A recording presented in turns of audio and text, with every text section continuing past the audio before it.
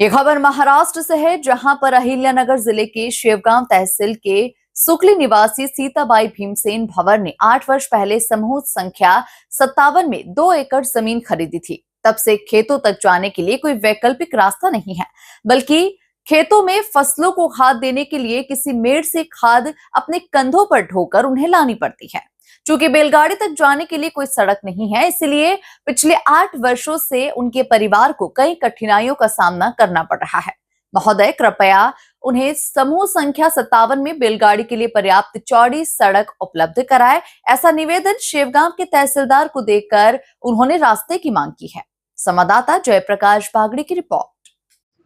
मी भीमसेन शेषराव भंवर, गट नंबर 57 ही माझ्या मंडळीच्या नावे जमीन आहे।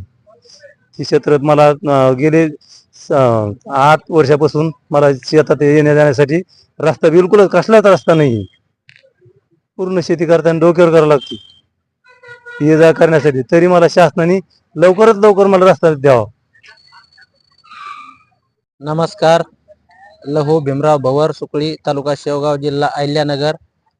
आज आम्ही शेवगाव तहसील कार्यालय येथे आलो असता आमच्या गावातील माननीय सीताबाई भीमसेन भंवर यांचं जो 57 गट नंबर मध्ये जी 2 एकर जमीन आहे, या क्षेत्रासाठी गेली 7 ते 8 वर्षापासून ते शेती करायला दुसऱ्याच्या बांधावरून जाई करत असत। शेतीला जे काय लागणारे अवजार आहेत ते खांद्यावर वाहून नेऊन शेती कसवत असत।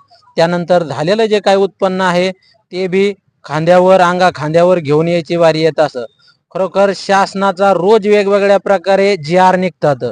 पानंद रस्ते असन, शिव रस्ते असन, शासन इतकं सतर्क आहे की शासनाला प्रत्येक शेतकऱ्याच्या बांधावर जाऊन शेतकऱ्याच्या समस्या मिटवण्यासाठी प्रशासन वारंवार वरून मंत्रिमंडळ विनंती करत आहे आणि नवनवीन जी.आर. काढत आहे।